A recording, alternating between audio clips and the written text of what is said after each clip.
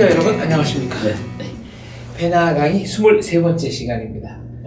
벌써 세 번째 됐군요. 드디어 이제 레벨 3, 국제 체제로 넘어왔습니다. 전쟁의 발발 원인은 국제 체제다. 오늘의 주제는 국제 정치 체제의 힘의 분포 상황과 전쟁입니다.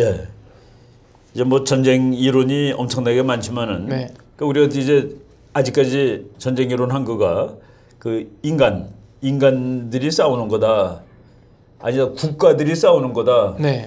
이제 그까지 얘기를 하고 국가가 아니라 이게 그 국제 체제 시스템이 잘못돼서 싸우는 거지 시스템이 평화지향적이 아니고 전쟁적으로 돼 있기 때문에 싸우는 거야. 뭐 이런 식으로 이제 또 이 레벨 3의 그 이론들이 많이 있습니다. 우리가 그 국제정치학이라는 학문이 역사가 짧다 보니까 자기 고유의 이론이 사실은 없습니다. 근데 그 국제정치학자가 그래도 이거는 우리 거야 라고 얘기할 수 있는 이론이 세력균형 이론입니다. 그러니까 영어로는 뭐 밸런스 오브 파워 티어리. 그러니까 힘의 균형이 이루어지는 곳에서는 평화가 오고 뭐 힘의 균형이 이루어지는 곳에서는 안정이 있고 또 질서가 있다. 그래서 이제 정치학자들이 만들어 놓은 유일한 이론인데 그 힘의 균형 그 외에 어떤 정치학 이론도 특히 이제 국제정치학 이론은 전부 다른 학자들이 만든 거 빌려왔다라고 봐도 됩니다. 다른 학문의 성과를 빌려와서 발전시킨 것이다. 그래서 이거 학문마다 이제 그 성질이 있는데 국제정치는 이렇게 남의 거를 다 가져다가 이 종합한 학문입니다. 그래서 이제 깊이가 약해요. 깊이가 약한 대신에 무지하게 넓습니다. 그러니까 이제 어떤 이제 공부할 때 보면은 어느 과목을 공부하는 사람은 한 페이지를 1시간을 보죠. 다 문제도 풀어보고 그러는 학문이 있고 그는 자기 나름대로 아주 심오한 학문인데 국제정치학은 그냥 깊이는 별로 안 깊은데 그냥 넓기만 엄청 넓습니다. 그래서 이제 다독을 해야 되는데 그 대신에 이렇게 딱 부러지게 맞는 이론이 없어요. 그래서 국제정치학을 한참 공부하다 보면은 이거 뭐 공부해가지고 세상 돌아가는 걸 오히려 더 모르겠다는 그런 느낌이 드는데 하여간 그럼에도 불구하고 세력균형 이론은 국제정치학자들 뭐 최소한 정치학자들이 만든 이론이다라고 말씀을 드릴 수가 있겠습니다. 그래서 이제 그 레벨 3의 이론인데 학자들이 이제 여러 가지 관심을 가지는데 어떤 체제가 그러니까 국가들이 어떤 모습으로 있을 때가 평화롭고 어떤 모습이 평화롭지 않느냐 하는 그것을 이제 연구하는데 그 연구는 그냥 단지 이런 때가 전쟁이 많이 난다. 이런 때가 전쟁이 덜 난다가 아니라 전쟁이 덜 나는 체제를 만들려고 이걸 연구하는 겁니다. 전쟁이 덜 나는 체제. 그러니까 예를 들어서 남한하고 북한하고 힘이 비슷해야 전쟁이 안 난다. 그러면 어떻게 해서라도 비슷하게 만들려고 애를 쓰는 거예요. 근데 이제 한쪽이 압도해야 안 난다 그러면 어떻게 해서라도 한쪽을 압도하려고 애를 쓰고 그런데 이제 이 세력균형 이론도 이제 학자들이 공부를 해가지고 이런 체제가 저런 체제보다 더 안정적이고 평화적이야. 그러면은 뭐 우리나라는 작은 나라니까 이제 아니더라도 미국의 어떤 정치, 그러니까 미국의 국가안보 수석이 나는 이런 거가 안정됐다 그러면 그걸 만듭니다. 이제 우리가 설명할 때 키신저가 자기가 원하는 세상을 만들어가는 과정이 눈에 보입니다. 전략 구상력과 집행력이 있는 거죠. 그렇죠. 그걸 위해서 세상을 공부하고 이때 확실히 전쟁이 덜 나. 나는 세상을 이렇게 만들어야 되겠어. 라고 하는데 키신저 같은 사람은 강대국이 5개 있는 거가 최고야. 라고 보는 사람입니다. 강대국이 5개가 있는 세력균형 체제가 제일 좋지. 뭐 이렇게 보는데 이제 우리가 한번 본론으로 들어가 보겠습니다. 그 밸런스 오브 파워 이론. 뭐 그냥 우리는 하도 이 이론이 많아서 우리 그 공부할 때 그냥 BOP 그럽니다. 밸런스 오브 파워. 그 BOP 이론에 의하면 뭐 BOP 이론은 그런데 이 밸런스 오브 파워 이론의 그 기본 룰이 힘이 비슷한 나라가 최소한도 3개 있는 겁니다. 2개 있는 거는 세력균형이라고 그러지 않아요. 세력균형 체제라고 그러지 않습니다. 그건 1대1로 항상. 그러니까 미국, 소련이 두 나라가 아주 세다.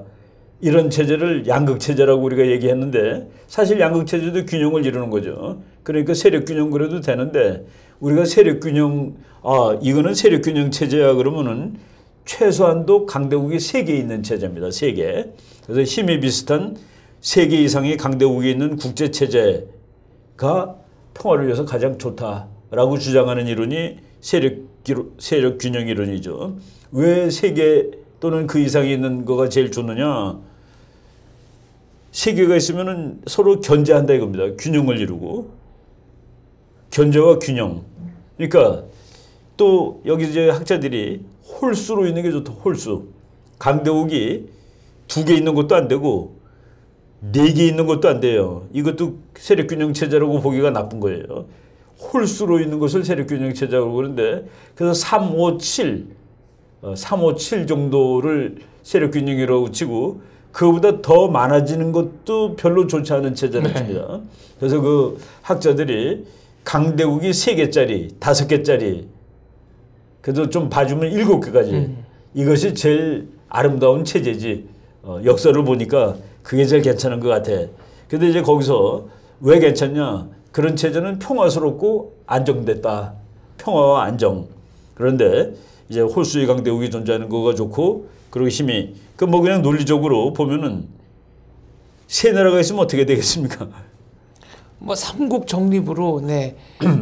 동맹의 관계가 요렇게 됐다가 요렇게 됐다가 네. 그런데 여기서 지금 논리적인 그 이제 시비를 보는데 세 나라가 서로 이렇게 힘을 균형을 이룬다고 그러는데 어떤 사람은 아니다. 잘못하면 둘이 하나가 붙어갖고 조그만 거 하나를 때려잡을 수가 있다. 그러니까 둘이 하나씩 돼가지고 그러니까 뭐 깽합이라고 그러나요 그거를? 우리 저놈을 저 쪼개갖고 놀아가자. 둘이 마음 맞으면은. 그래서 둘이 뭉치기 때문에 셋이 있는 것도 좋지가 않다 해가지고 논리적으로 거기에 반대하는 사람들이 있습니다. 국제정치의 압도적인 다수 학자들이 3, 5, 7 이게 괜찮다고 그러는데 조지 리스카라는 학자가 그 이제 동맹론 전공하는 사람이에요. 이 사람은 그거 숫자하고 안정하고 별로 관계없다라는 그런 얘기를 네이션스 인 얼라이언스라는 책에서 이게 그 국가 숫자하고 안정평화는 관계가 별로 없다라고 이렇게 주장하기도 합니다. 아무튼 제일 그 다수설이 357의 그 홀수의 강대국들이 있는 것이 국제체제에 좋다. 그리고 그런 체제를 세력균형 체제라고 얘기한다. 그런데 우리가 그냥 또 흔히 쓰는 말입니다. 팍스 로마나 뭐 팍스 브리타니카 팍스 아메리카나 그리고 이제 중국 체제를 팍스 시니카라고 쓰는 사람도 있습니다. 네. 그러니까 중국이 압도적으로 힘이 강했을 때 그 팍스라는 게 피스라는 뜻 아닙니까? 그렇죠. 그러니까 팍스 로마나 그러면 로마가 너무나 힘이 강해서 평화가 있었다. 일극 체제죠. 그 일극 체제지. 그리고 팍스 브리타니카는 영국이 혼자 너무 강해서 대영 제국. 대영 제국 시대에 세계의 평화가 유지됐는데 그 평화를 영국의 평화라고 부른다. 해가 지지 않는. 해가 지지 않는 영국. 그다음에 요새 와서 뭐 팍스 아메리카나 그러면은 미국이 힘이 워낙 셀 때 미국이 유지하는 그런 평화가 있다. 이거는 팍스 아메리카나 팍스 브리타니카는 힘의 균형이 아닙니다. 혼자 센 거니까. 그거는 개념적으로 말하면 힘이 불균형이 되는 거죠.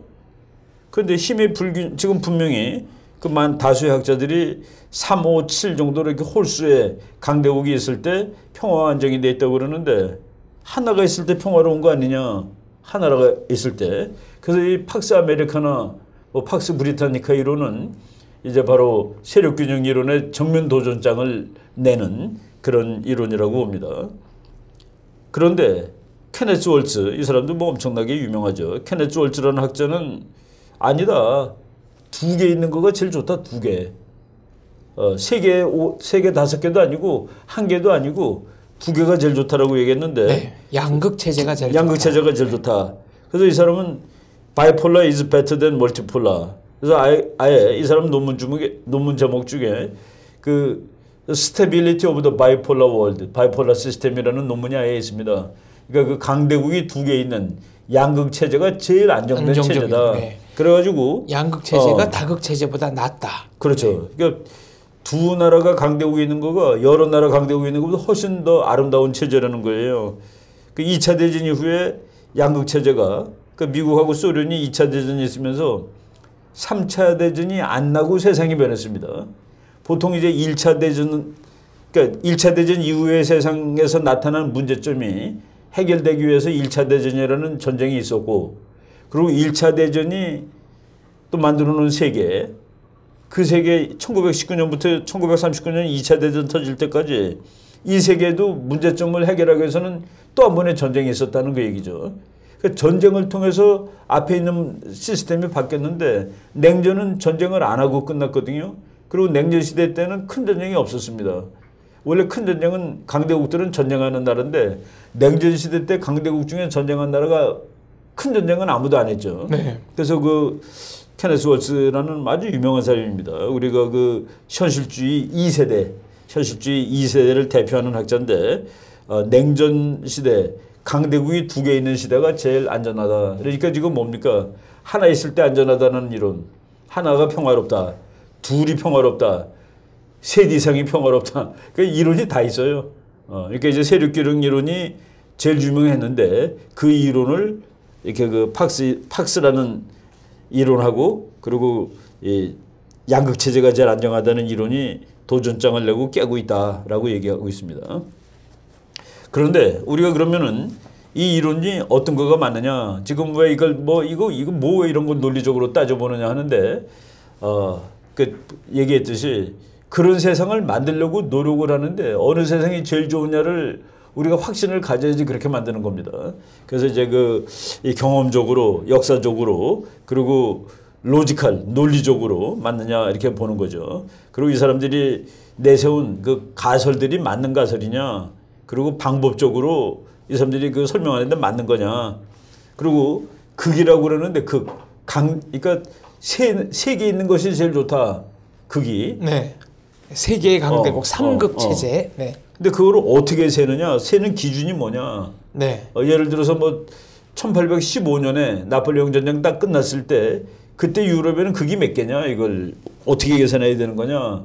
바로 여기에 대해서 이제 학자들이 의견이 일치하지 못합니다. 그리고 어떤 사람은 강대국의 숫자를 줘보면 되는 거 아니야? 라고 세는데 강대국도 강대국 나름이지. 네, 그럼 어떤 나라가 강대국이냐? 그렇죠. 이런 얘기를 우리가 지난 시간에 우리가 그 강대국에 대해서 잠깐 얘기했었습니다. 네. 그래서 학자들이 뭐 예를 들어서 어느 학자는 뭐 톰슨 같은 학자는 세계 국방비의 5%를 쓰는 나라 그걸 강대국으로 치는데 네. 그거를 2017년에 적용해 보면은 강대국이 미국하고 중국 두 밖에 없습니다. 나머지는 5%가 안 되거든요. 그래서 이게 상당히 자의적이에요. 이거를 삼국체로 보는 근거가 뭐냐? 이거 이극 아니야? 라고 또 얘기도 할 수 없을 정도로 그래서 그걸 세기는 힘듭니다. 냉전 체제를 2개의 강대국이라고 흔히 얘기를 하는데 그것도 맞는 거냐? 예를 들어서 1945년서부터 1990년까지를 양극체제라고 얘기를 합니다. 네, 미소 양극체제. 그냥 통칭으로 1945, 1990 그래서 양극체제가 45년이 계속되었다 그러는데 1945년서부터 1950년까지는 그 소련이 핵폭탄이 없을 때입니다. 그러니까 미국이 혼자 핵폭탄을 가지고 있었고 그리고 경제력도 미국이 엄청 셌고 네. 모든 면에서 그래서 적어도 미국이 2배도 더 되는데 국력 이렇게 우리가 숫자로 쓸 수 있는 거로 보면은 돈도 2배 넘고 그런데 이거를 1대1로 볼 수 있느냐. 그래서 1945에서 50년까지는 일극체제라고 봐야 맞다. 이렇게 얘기하는 사람도 있어요. 그래서 1945년부터 1990년까지가 양극체제인 것은 맞는데 1945년부터 1950년 요 한 5년 정도는 핵무기도 미국이 독점하고 있고 뭐 모든 걸 다 미국이 다 압도하고 있었기 때문에 그래서 우리가 그 경험적으로 분석할 때 이 개념적으로 이게 엄밀하지 못하다라고 이제 시비를 걸 수가 있습니다. 그리고 그다음에 우리가 평화와 안정이란 말을 막 섞어서 쓰는데 평화와 안정을 섞어서 쓰면 안 된다고 주장하는 학자들도 있습니다. 근데 우리는 그냥 평화 안정 그러면은 하도 논리가 자명하기 때문에 네. 그거 뭐 꼭 그걸 정의를 내려야 되냐라고 그러는 거죠. 그렇죠. 전쟁이 없으면 평화고 안정이지. 그렇죠. 전쟁이 네. 없는 게 평화 안정이지 무슨 뭐 그걸 따져보느냐 그러는데 이거를 그 로버트 해리슨 와그너라는 교수가 있습니다. 이 사람이 이제 그 텍사스 대학의 교수인데 얼마 전에 그 책을 썼는데 책 제목이 State and War, 국가와 전쟁이라는 책이에요. 근데 이 사람은 게임 이론 뭐 이런 거 아주 정교하게 매일 수학 공부하는 사람입니다. 그래서 국제정치학자인데 집에 가면 대학생들 보는 수학책 풀어요. 네. 그래서 참 하버드 대학에서 정착 박사한 사람인데 이 사람이 안정하고 평화는 완전히 다른 얘기다. 안정하고 평화는 완전히 다른 얘기다. 어떻게 다른가요? 전쟁은 네. 그러니까 평화는 전쟁이 안 나는 거고. 네, 그거는 이제 뭐 그건 뭐 다 아는 거죠. 네. 안정은 국가들이 없어지지 않는 거라는 거예요. 국가들이 없어지지 않는 거. 그냥 나라들이 전부 큰 나라들이 몇백 년씩 껐떡없이 버티는 거. 그 막 전쟁을 하더라도 나라들이 죽지 않는 체제가 안정된 체제라는 거죠. 그러니까 스테빌리티하고 피스하고는 다르다. 그러니까 서로 티격태격 싸우더라도 그래도 국가가 죽지 않는다. 그러니까 우리가 그 뭐 사형제도 하고 이 뭐 종신형제도 하고 뭐 그런 얘기야. 네. 그러니까 조금 미묘하게 다르잖아요, 그죠? 국가들이 죽지 않는다 그러면은 죽지 않는 체제, 그런 체제가 안정된 체제다. 그런데 세력균형 이론에 의하면은 강대국들이 살기 위해서 조그만 나라 막 죽입니다. 조그만 나라 뜯기도 하고. 네. 그러니까 우리나라가 반으로 갈라진 것도 강대국의 세력균형 정책의 일환입니다. 뜯어가죠. 발씩 가죠. 폴란드 같은 나라는 여러 번 쪼개지죠. 네. 그래도 나라 없어지는데 나라가 안 없어지는 체제가 안정된 체제고 나라가 그러니까 안정은 나라가 유지가 되느냐 없어지느냐를 기준으로 해야지 전쟁이 나느냐 안 나느냐는 아니다 이겁니다. 그래서 그 와그너 교수가 평화는 전쟁이 없는 상태라는 건 다 아는데 안정은 국제체제를 구성하는 국가들의 독립성이 유지가 되는 거. 그러니까 죽지 않는 겁니다. 그래서 전쟁 발발 빈도가 높다 하더라도 그 체제를 구성하는 나라들, 특히 강대국이 독립과 존재가 보장될 때 그 체제를 안정된 국제체제라고 불러야 된다. 그래서 이 사람은 스테빌리티라는 개념하고 피스라는 개념을 구분해가지고 국제정치를 따로 분석을 해봅니다. 그러니까 전쟁이 자주 일어나도 강대국들이 도무지 죽지 않는 대마불사의 국제체제가 있고 그리고 또 뭐 전쟁이 빈도가 없더라도 나라들이 쉽게 죽는 그런 체제가 있고 그래서 그거는 구분해서 얘기를 해야 된다라고 이제 주장하고 있습니다. 그런데 이제 문제가 그러면 어느 체제가 전쟁이 많이 났냐 안 났냐를 볼 때 학자들은 이제 경험적으로는 전쟁이 난 것만 갖다 계산한단 말이죠. 네. 그러니까 전쟁이 5번 났다 그러는데 터지면은 전쟁이 난 거에 되는데 근데 긴장이 엄청나게 높은데도 전쟁까지 안 간 거. 그거는 전쟁이 안 난 거가 됩니다. 네. 그러니까 쉽게 얘기해서 1953년에 한국전쟁이 끝났는데 지금 이제 2017년까지 일단 전쟁은 다시 나지는 않았습니다. 그렇죠. 그러면 근데 한국은 거의 그러니까 60년 동안 전쟁이 없었잖아요. 그런데 어느 나라 보면은 전쟁이 한 번 난 나라가 있어. 그럼 그 나라가 우리나라보다 평화롭지 않은 나라로 나타납니다. 왜? 거긴 전쟁 한 번, 우리는 0번이니까. 그렇지만 한반도의 긴장 상태는 한반도의 긴장이 훨씬 더 한반도가 훨씬 더 평화가 없는데. 그렇죠. 그 평화가 그래도 아슬아슬하게 전쟁으로 안 갔기 때문에 기록이 안 됐어. 전쟁이 한 번이 없습니다. 0입니다, 여기는. 근데 우리보다 훨씬 평화로운데도 한 번 전쟁이 터진 곳은 숫자상으로 거기는 전쟁이 난 거로 되고 여기는 안 난 거로 되죠. 그 통계와 체감 사이에 차이가 그렇죠. 있는 거네요. 그래서 그 과학적으로 공부를 하다 보니까 그런 또 미스가 나는 겁니다. 분명히 거기는 전쟁을 한 번 했고 어느 나라는 아르헨티나 한 번 했죠. 영국하고. 포클랜드 워. 네. 우리는 안 했습니다. 그럼 우리가 아르헨티나보다 평화로운 나라로 잡히게 되는 거죠. 그래서 이 전쟁도 이게 이제 그 학문을 과학적으로 하다 보니까 이런 그래서 국제정책을 과학으로 할 수 있느냐 이거는 철학이나 역사지. 근데 하여간 미국 학자들이 이걸 다 계산을 합니다. 과학화 운동해가지고 컴퓨터에 뭐 그 SPSS라는 그 문학에서도 하나요? SPS라고 그래, SPSS 그래가지고 이거를 완전히 국제 정치의 정책을 다 통계로 만드는 통계 프로그램입니다. 아, 네. 이게 완전히 과학화 프로그램이라서 모든 변수를 뭐 그냥 우리 미국 가가지고 이런 거 하라는 데서 매일 그 펀치에다가 구멍 뚫는 거야. 그걸 컴퓨터에다 집어넣으면 지금은 그렇게도 안 하지만은 그걸 컴퓨터가 다 읽고서 이렇게 뭐 점 찍어줍니다. 점. 그럼 X하고 Y축하고 점이 쭉 이렇게 나가면 이건 상관관계가 있다. 네. 이렇게 되면 상관관계가 거꾸로다. 그럼 막 찍혀 있으면 관계없다. 뭐 네, 이렇게 랜덤이다. 네. 랜덤이다라고 나오는데 정책에서도 다 이걸 하는 거예요. 그런데 보니까 그러면 한반도는 전쟁이 없었으니까 53년부터 지금까지 전쟁이 한 번도 안 일어난 평화로운 지역으로 컴퓨터가 찍을 거고 아르헨티나는 포클랜드 전쟁을 했으니까 전쟁 한 번 한 곳으로 시키는데 그러면은 아르헨티나가 한반도보다 훨씬 불안정한 지역으로 평화가 없는 지역으로 나타나는 거고요. 그래서 이런 것들이 결국은 한계가 있다는 그런 얘기입니다. 그래서 평화도 그리고 스테빌리티 그래갖고 요새 학자들이 그 위기 크라이시스까지 전부 다 기록을 합니다. 그러면은 아마 2017년 2월부터 지금 진행되고 있는 한반도 이것도 위기로 그 위기가 크라이시스가 몇 번 발생했느냐까지 치면은 그러면 전쟁 빈도하고 위기 빈도까지 치면 이제 또 좀 더 정교한 보다 정교한 이론이 나올 수 있을 거예요. 그래서 예를 들어서 뭐 연평해전 같은 거는 전쟁으로 분명히 안 칩니다. 우리가 전쟁 정의에 안 들어가니까 네, 1000명 안 죽었으니까. 그러나 전사자도 나왔고. 그렇죠. 전사자 나오고 뭐 군사적 충돌이 있었던 건 뭐 군함도 깔아앉고 그랬잖아요. 사실이니까요.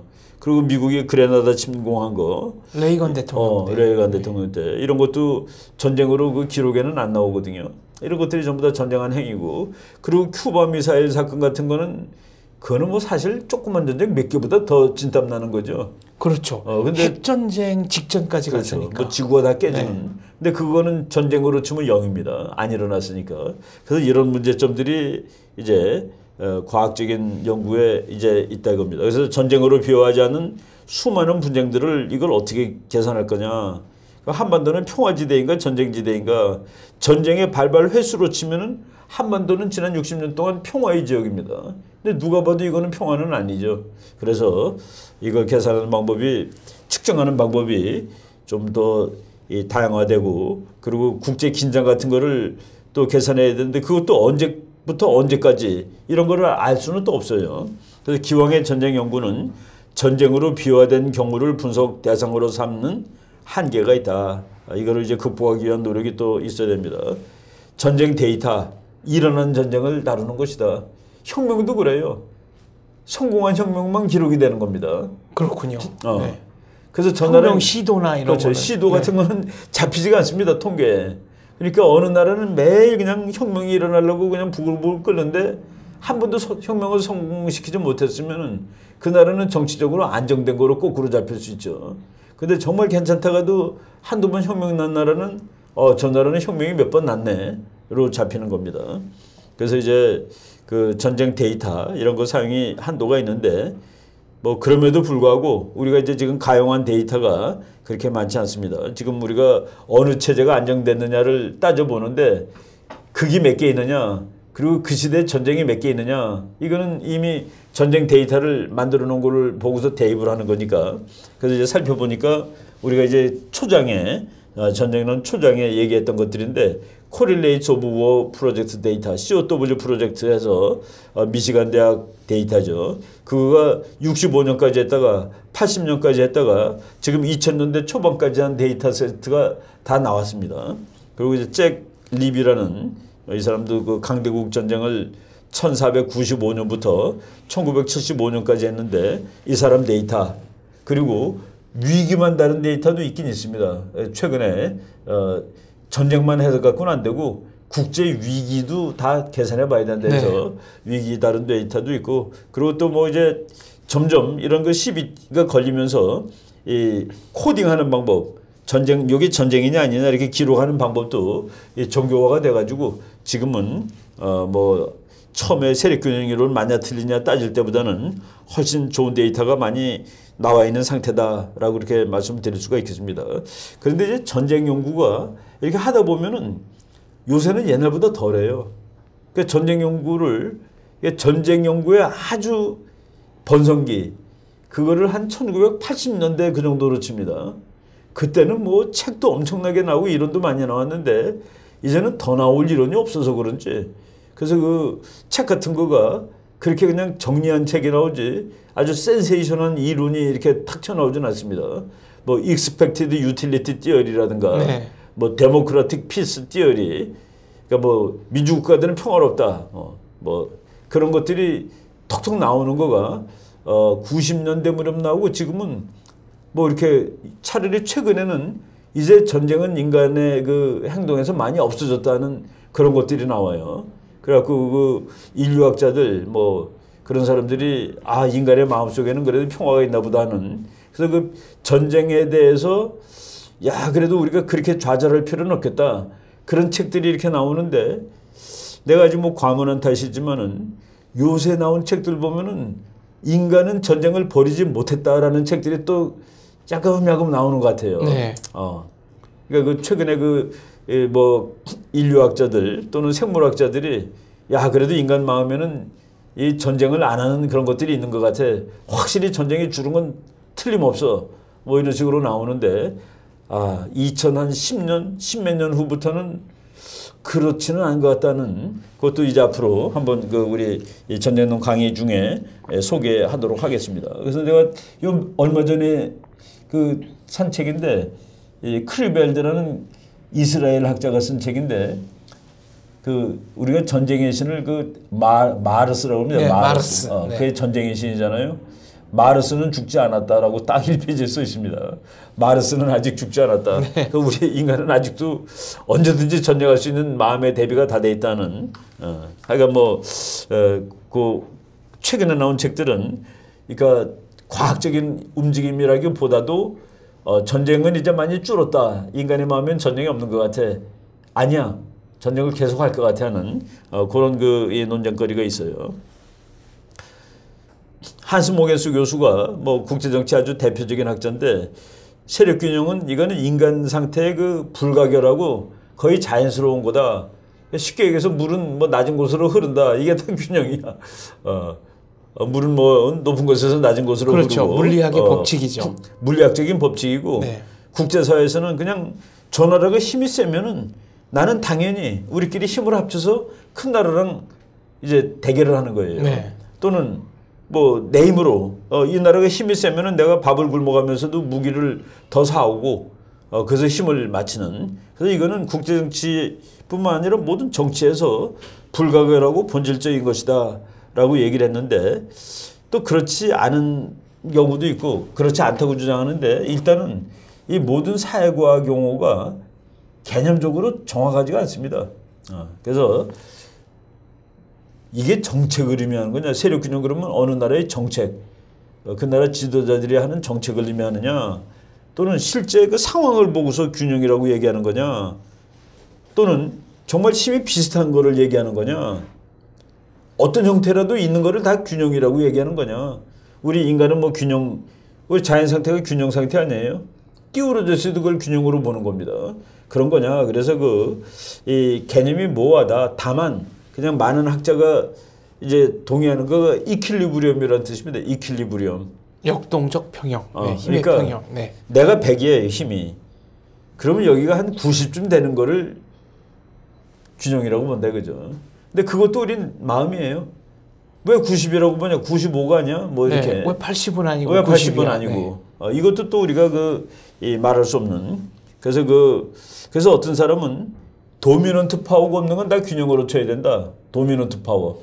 절대적인 한 녀석이 너무 세. 네. 한 녀석이 너무 세가지고 뭐 혼자 힘이 뭐 전체 뭐 반이라든가 이런 거 그거가 없을 때를 균형으로 치자. 그래서 역사적으로 그냥 학자들이 대략 동의하는 것 중에 가장 유명한 세력균형 체제는 전국시대입니다. 중국의 중국의 전국시대에 전국 칠웅이라고 있었잖아요. 그러니까 딱 맞아떨어져. 그러니까 숫자도 맞고 네. 전국 칠웅. 그래서 합정연횡. 그게 세력균형 이론입니다. 옆으로 이쪽으로. 근데 그것이 이제 하나로 줄어드는 거. 네, 소진장의의 합종연횡론. 그 이제 진나라에 의해서 통일되는. 그렇죠. 네. 그래서 그 합종연횡이 밸런스 오브 파워 폴리스입니다. 폴리시 오브 더 밸런스 오브 파워. 그 힘의 균형을 유지하기 위해서 이 나라 저 나라하고 막 그냥 합종연횡하는 거죠. 그리고 1815년 이후에 유럽 그거를 또 밸런스 오브 파워의 아주 전형으로 봅니다. 그런데 재밌는 거는 중국의 밸런스 오브 파워는 전쟁으로 나를 세웠고 네. 그리고 1815년 이후에 유럽의 세력 균형은 유럽에서는 가장 평화적인 시대입니다. 외교 협상으로. 그렇죠. 네. 그래서 1815년부터 1914년까지 100년을 외교의 황금 시대, 골든 에이지 오브 디플로머시, 외교의 황금 시대라고 그러고, 그래서 서양 학자들은 5나라가 있는 거 끝내주는 거라고 치고, 특히 이제 특별히 키신저가 메테르니 1815년에 영국하고 연합군이 프랑스를 깨가지고 이겼습니다. 나폴레옹을 격파를 했죠. 그래가지고 만든 5개 강국 시스템. 그래갖고 영국, 프랑스는 그냥 살려주고 영국, 프랑스, 러시아, 그리고 프로시아, 오스트리아, 헝가리. 요 5개국. 근데 오스트리아, 헝가리의 그 메테르니가 엄청나게 그것도 이제 중국말로 하면은 합종연행을 끝내주게 했습니다. 그리고 비스마르크도 합종연행을 끝내주게 한 거예요. 프러시아죠. 프러시아의 비스마르크. 그래서 이 5나라가 그 세력균형을 이루고 있을 때 그게 최고다 해가지고 키신저가 박사 논문을 그걸로 씁니다. 그러니까 키신저의 박사 논문이 유럽 월드 리스토어드, 균형을 회복한 세계. 그 박사 논문이 월드 리스토어드입니다. 유럽을 그냥 월드라고 썼는데, 그래서 키신저는 이때가 최고의 시대다. 인간 역사상 전쟁도 안 나고, 그래서 자기가 미국 국무장관 할 때, 그리고 미국 국가안보 수석을 할 때 세계를 5개의 강대국이 있는 세계로 만들려고 무지하게 애를 씁니다. 그래서 결국은 자기 나름대로 5대 강국 체제를 만들어 놨어요. 그러니까 키신저는 미국의 외무장관, 미국의 국가안보수석인데 미국이 혼자 우뚝 쓴 거 그거는 좋지 않다라고 본 사람입니다. 그래서 그 미국이 혼자 우뚝 쓸 게 아니라 여러 나라의 강대국 중에 한 나라로서 행동을 하는 거. 그래서 역할을 좀 줄이고, 그리고 다른 나라 역할을 늘리고, 그래가지고 국제 정치를 자기가 아주 좋아하는 유럽의 1815년 이후의 유럽 체제처럼 자기가 국가안보 수석을 하던 게 1970년대 그 무렵이죠. 그때 세계를 마치 유럽의 1815년 이후 세계처럼 만들려고 이제 노력을 했습니다. 그리고 어느 정도는 성공을 하긴 했습니다. 이제 그 구체적인 실천 가운데 하나가 미중 수교겠군요. 그렇죠. 네. 우리 장 박사가 딱 쳐가면 알아들으니까 키신저가 이제 그걸 먼저 설명하고 하죠. 네. 키신저가 이제 미국 국무장관이 딱 됐는데, 자기가 보니까 세상은 나쁜 세상이에요. 미국하고 소련 2나라란 말이지. 근데 만약 이 사람이 1극 체제가 제일 좋다 그러면은 닉슨한테 우리 원자탄 2배로 늘립시다. 했을 거예요. 그래갖고 소련을 완전히 압도해가지고 이걸 1극 체제로 만듭시다. 근데 이 사람은 세력 균형 체제, 다극 체제가 좋은 거라고 생각하고서 이제 지금 미국이 있고 소련이 있습니다. 근데 이게 2극 체제인데 키신저가 이거 보니까 공산주의 국가가 서로 다투고 있어. 그래서 러시아가 보니까 공산주의가 하나의 완전히 하나가 아니라 중국이란 나라를 저걸 떼어낼 수 있겠구나라고 생각하는 겁니다. 그래서 중국을 떼어내면 일단 세계가 되잖아요, 크기. 그래서 그 공산권을 가서 이제 해체하는 겁니다. 그러니까 중국을 떼어내려고. 그러니까 중국을 떼어내기 위해서 중국한테 이제 기분 좋은 걸 몇 개 해주죠. 월남에 미군이 50만 가 있는데 우리 빼줄 테니까 걱정하지 마라. 그래서 미국에서 월남을 빼주죠. 그리고 중국은 어차피 소련이 더 미우니까 그래 내가 니하고 수교를 하겠다.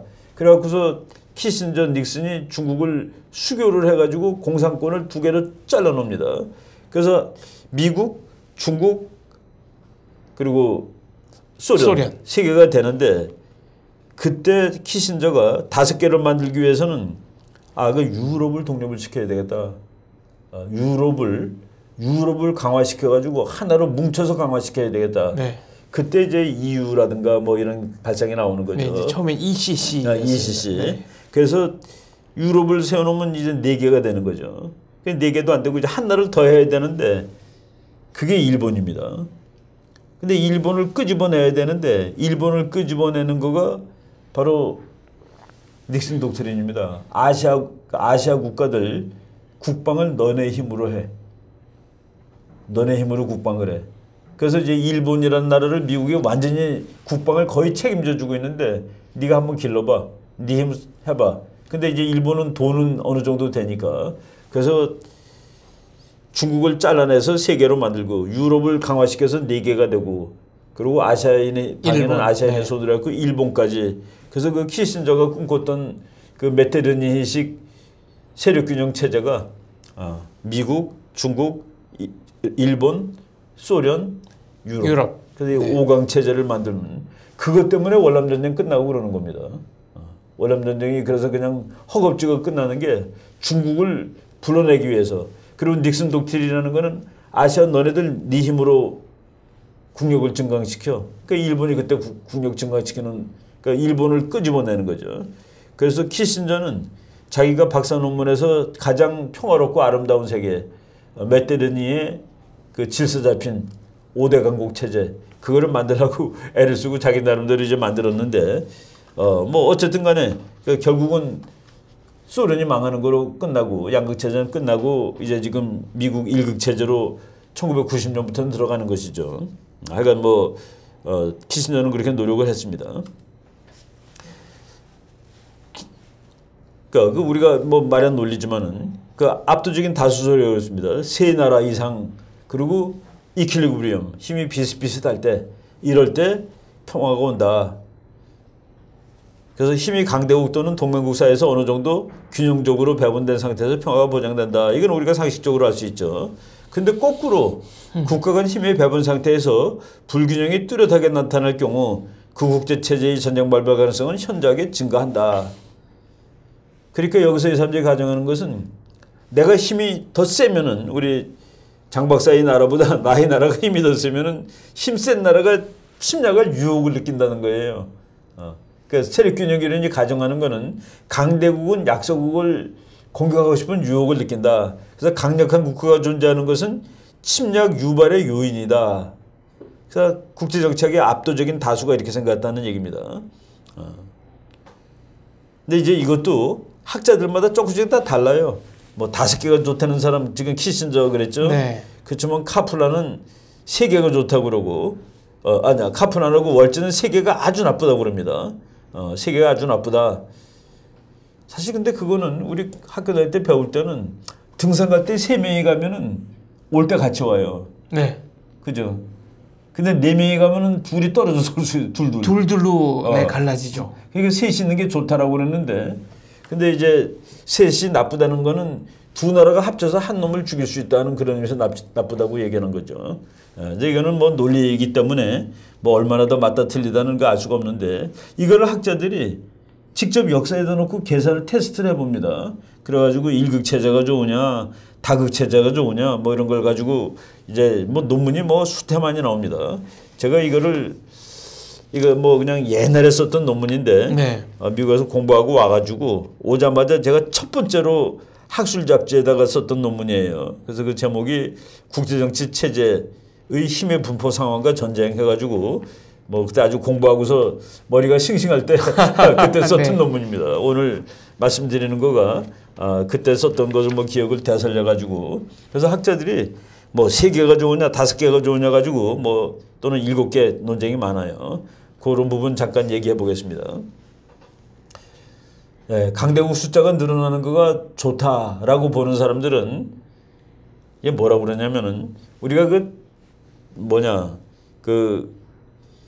대각선 만드는 공식 있죠? 대각선. 네. 사각형일 땐 2개가 나오고 오각형일 때는 뭐 네. 그렇죠. 2분의 n-1입니다. 네. 그러니까 이제 삼각형이면은 3 곱하기 네. 2를 6을 네. 이루나누면 삼각형은 대각선이 3개가 생겨요. 네. 사각형이면은 2분의 4 곱하기 3이니까 6개가 생기네요. 네. 6개. 그래갖고 이제 그 대각선의 숫자가 쭉쭉 늘어나잖아요. 네. 그 각을 n이라고 그리고 n 그 괄호놓고 n-1 네. 분의 2. 네. 그래갖고 5는 어떻게 되나요? 5 그러면은 5 그리고 4니까 20. 2니까 네. 오각형일 경우에는 대각선이 10개가 생기는 거죠. 그렇죠. 이 대각선이 아니라 이 선 오각형 5개 플러스 5개를 내부선 네, 내부선 5개. 그게 이제 관계입니다. 네. 그런데 나라가 많을수록 좋다라고 주장하는 사람들은 뭐냐면은 예를 들어서 세 개라고 쳐봐요. 세 개. 네. 그럼 A, B, C 세 나라가 있는데 그 나라들은 A는 두 개가 관계가 있고 B도 두 개가 있고 그런데 이게 네 개로 되면은 벌써 관계가 더 늘어나잖아요. 네.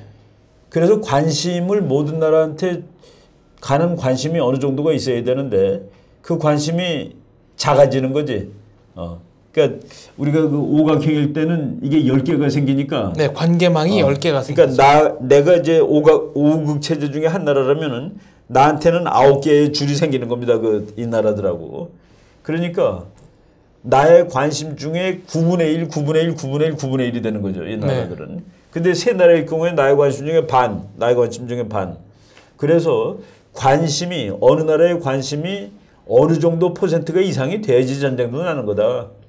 그래서 다극이 되면은 이게 그 분산되기 때문에 집중이 돼야지 전쟁이 나는데 전쟁은 나라의 큰 일이니까 분산이 되기 때문에 전쟁까지 갈 수 있는 그런 에너지가 적어진다. 그래서 다극 체제가 좋다라고 생각하는 사람이 있습니다. 그리고 또 다극 체제가 되면은 거기서는 균형자가 나오기가 좋아요. 균형. 그러니까 국가의 그 균형을 하는 균형자가 출현하기가 좋고 그 영국이 옛날에 균형자가 됐는데 그거는 다극체에서 한 것이죠. 세 나라가 있을 때 균형자가 나오는 것보다는 5나라일 때 균형자가 나오기가 더 유리하다는 그런 얘기입니다. 그런데 여기서 좀 무슨 그 시비가 걸리냐면은 복잡해진다는 또 시비가 있습니다. 복잡해진다. 그래서 그 케네스 왈츠 교수 같은 사람은 야 국가가 1대1로 하는데도 저 상대방의 마음을 잘 모르는데 이게 5국 체제면은 한 나라가 4나라를 상대해야 되는데 이거는 도무지 복잡해서 에러가 난다는 그런 얘기입니다. 그렇죠. 그리고 그 4나라 사이의 관계도 또 고려를 해야 되는 그렇죠. 거고. 그래서 너무 변수가 많아지고 복잡해져요. 그러니까 변수가 많고 복잡해지면은 국가들은 오산할 가능성이 너무 높아진다. 미스캘큘레이션. 그러니까 그것도 또 말이 되는 것이죠. 그러니까 이게 분산이 많이 되면은 집중도가 떨어지기 때문에 전쟁을 하려면 어느 이상의 집중도가 필요한데 그런데 집중도가 떨어지니까 다극체제에서는 전쟁이 덜 난다라고 얘기하는데 아니지. 너무 복잡해져 가지고 계산착오로 하지 않을 전쟁을 하게 될 가능성이 높아지지. 그게 바로 그 다극체제가 평화롭냐 아니냐에 관한 이 논리의 싸움입니다. 그 대각선의 숫자 가지고 계산해 가지고 그 각 대각선이 그래도 우리 관심을 몇 % 이상은 돼야지 전쟁을 하는 거다 하는 사람은 다극 체제가 좋다라고 그러고 아니야 그건 복잡해 가지고 전쟁이 더 난다 그러면은 그런 사람들은 다극 체제가 좀 그 어렵다고 얘기하는 거죠. 그래서 양극 체제가 제일 좋다는 그 월츠는 그러니까 양극 체제가 왜 좋느냐 이거는 다극 체제가 왜 나쁘냐고 그대로 연결되는 겁니다. 그 케네스 월츠는 스테빌리티 오브 바이폴러 월드라는 그 논문에서 힘이 계산이 간단하다. 두 나라밖에 없으니까. 네. 그리고 힘의 현상이 분명하다. 힘의 현상. 뭐 힘의 늘고 줄고를 아주 금방 계산할 수 있다는 얘기입니다. 그리고 국가들 행동에 대한 예측이 쉬워진다. 예측이 쉬워진다. 그리고 이슈가 뭔지 안다. 그러니까 미국과 소련이 싸울 때는 그 이슈가 분명합니다. 그 적도 친구도 다 분명해요. 네. 그래서 오산 가능성이 없다. 그래서 아예 책 제목, 논문 제목도 양극 체제의 안정성. 그렇죠. 아예 네. 그 월츠라는 사람이 아주 유명한 논문입니다. Stability of Bipolar World. 그러니까 양극 체제의 안정성. 그래서 이 사람은 말이죠. 여기에 대해서 너무나 그 신념이 강한 확신을 했군요. 그래서 이 사람은 그 소련이 딱 무너졌을 때 그때 쓴 논문은 완전히 그 망신시킨 논문입니다. 이 사람이. 미국이라는 champions 향해서 일본, 영국, 독일, 소련 이런 나라가 묻힐 거라고 쓴 겁니다. 아, 그는 너무 자신의 이론에 네. 자신의 이론에 너무나 신념을 맞춘. 네. 그 두 나라가 있는 게 최고야. 두 나라가 있는 게 양극이 최고야. 근데 소련이 그냥 망해버렸단 말이지 이거는. 그냥 소련이 그냥 해체가 됐으니까요. 네. 그러니까 그냥 스스로 무너진 거잖아요. 스스로. 그러니까 균형이 깨진 세상이 됐는데 그러니까 이 작은 나라들 미국의 그 일본 그 일본, 중국, 러시아, 영국, 프랑스 이런 것들이 합쳐서 미국에 대항할 거라고. 그럼으로써 또다시 다른 양극을 만들 거라고. 그래서 나는 야, 이 사람은 진짜 자기 이론에 대해서 거의 신념적으로 믿고 있구나. 근데 그래서 이제 미국이라는 힘이 그걸 한번 거꾸로 생각해 보세요. 소련이 이겼어. 미국이 망하고. 네. 그랬을 때 유럽 나라들, 일본, 중국 이런 나라가 뭉쳤을까 안 뭉쳤을까? 안 뭉쳤을 것 같습니다. 안 뭉쳤을 것 같다. 그러니까 그건 뭐 안 일어난 일이니까 모른데. 그러니까 뭉치려고 해도 뭉치려는 의사와는 관계없이 그런 의사가 있었다고 해도 현실적으로 뭉치기는 힘들었을 거다. 네. 그런데 예를 들어서 유럽이 미국한테 대항하려고 뭉칠 가능성은 없어요. 분명히. 근데 러시아에 대해서 러시아가 미국과 같은 참편이 됐을 때 유럽은 아마 좀 뭉쳤을 가능성이 있을 거예요. 그건 이제 생존의 문제가 그렇죠. 걸려있기 때문에. 생존의 문제가 걸리니까. 네. 근데 미국 같은 경우에 그래서 이거를 미국이란 나라가 러시아하고 본질이 달라서 그런 거냐. 뭐 그렇다고 얘기할 수도 있는데 지정학적으로 또 다른 얘기다라고 얘기할 수도 있습니다. 그래서 우리 한 변수 가지고는 설명이 안 돼요.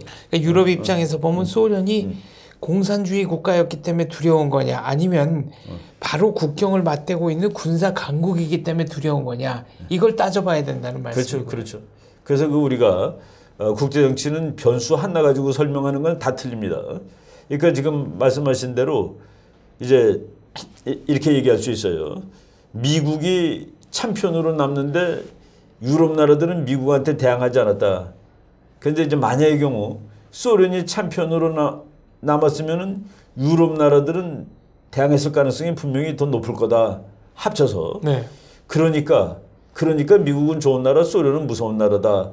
라고 얘기하는 거는 일부만 설명해야 되지 전부가 아니다는 얘기입니다. 왜냐하면은 유럽이 뭉친 이유가 지정학 때문일 수도 있으니까. 바로 그런 얘기한 사람이 최근에 돌아가셨어요. 그 브리진스키라고. 네. 브리진스키라는 뭐 세계적인 학자지. 아마 손꼽으면은 5등 안에 들어가는 학자일 겁니다. 2017년 5월에 그렇죠. 네, 사망했습니다. 한 며칠 됐죠? 네. 한 일주일 됐나요? 우리 하긴 방송 나가는 거로 한 일주일 정도 되는 뭐 시점인데 그 사람이 그 영향력으로 보면은 키신저 다음입니다. 왜냐하면 국가안보수석을 직접 맡았으니까. 그래갖고 키신저는 닉슨 대통령 때, 포드 대통령 때 국가안보수석 외무장관을 했고, 그리고 이 사람은 카터 대통령의 국가안보수석입니다. 근데 키신저는 소련에 대해서 그래도 약간의 그 우호적이 있었는데 이 사람은 무지하게 매파입니다. 그 사람이 이론이 달라서 매파냐? 아니라 이 사람은 폴란드 사람입니다.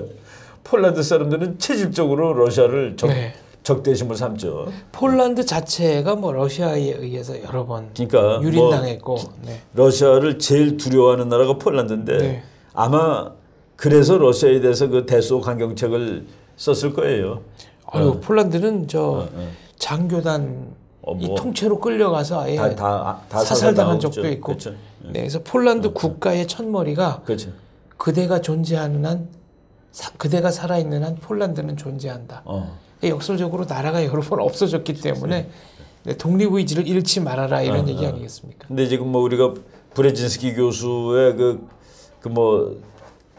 그게 중요한 게 아니라 브레진스키 교수가 지금 우리 장 박사님이 말씀한 거랑 아주 똑같은 얘기를 했어요. 미국과 소련이 둘이 지금 으르렁거리고 있는데 혹시 미국이 공산주의가 되면은 그럼 둘이 으르렁거리는 일을 멈출 것이냐?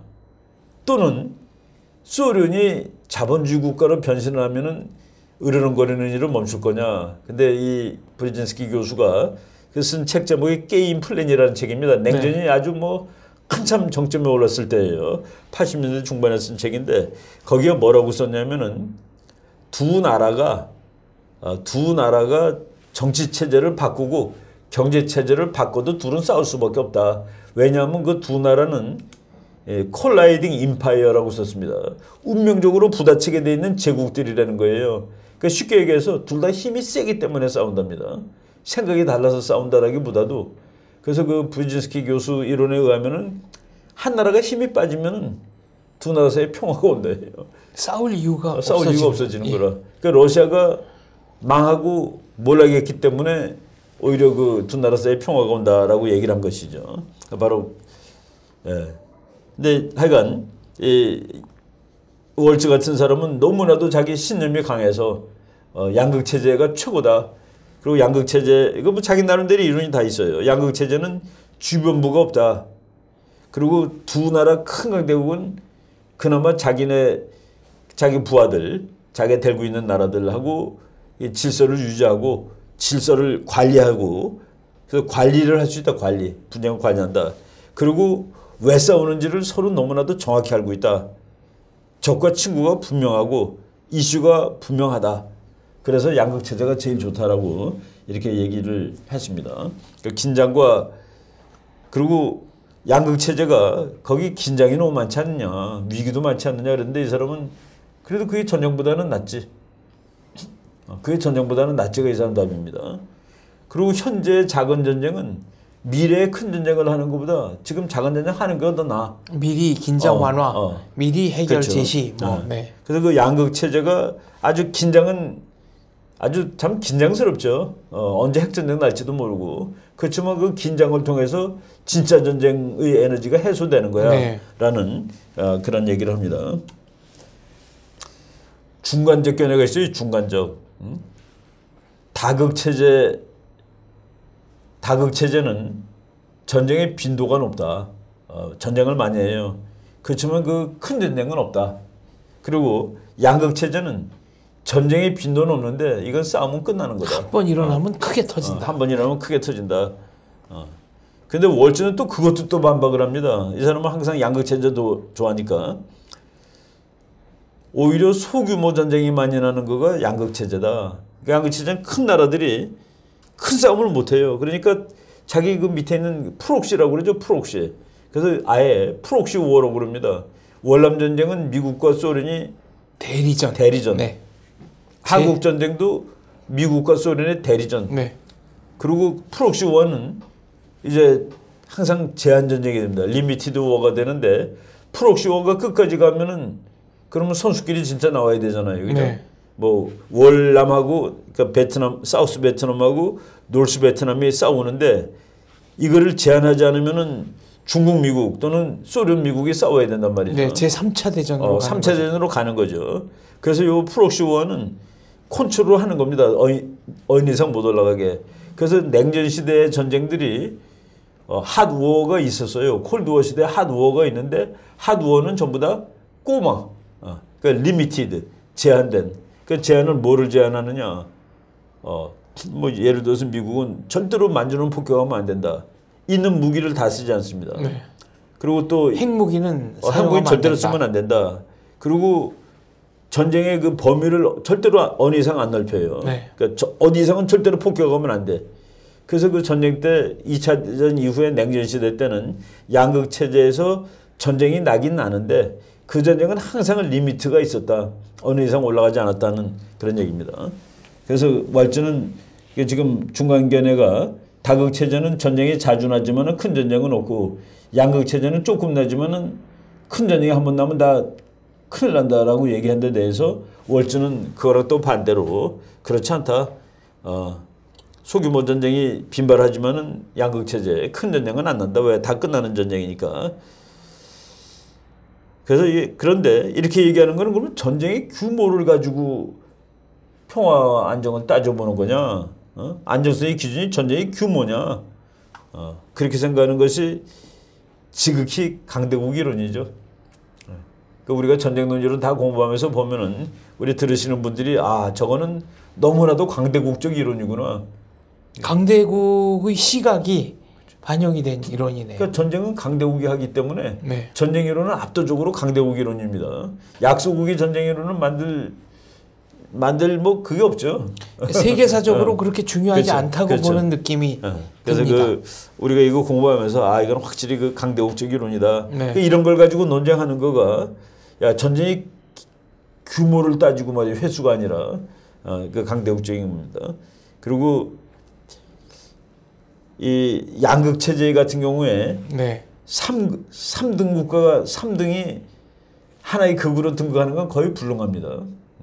근데 이제 그래서 그 월츠 같은 교수가 두 나라가 이제 제일 좋은 그러니까 양극 체제가 제일 좋다 그랬는데 우리가 지난 시간에도 잠깐 얘기했지만은 국가들 사이에서는 저건 없습니다. 그러니까 뭐야 우리가 부자는 계속 부자가 되고 부익부 빈익빈. 그게 국제 정치는 없어요. 국제 정치에서 부익부 빈익빈이면은 챔피언이 몇백 년 가야 됩니다. 그죠? 그렇죠. 근데 챔피언이 항상 망했거든. 네. 현대사 근대사만 봐도 100년 주기로 그렇죠. 교체 100년밖에 못 가는 거죠. 그러니까 부익부 빈익빈 그러면은 영국 같은 나라는 내려가면 안 되지. 네. 논리적으로.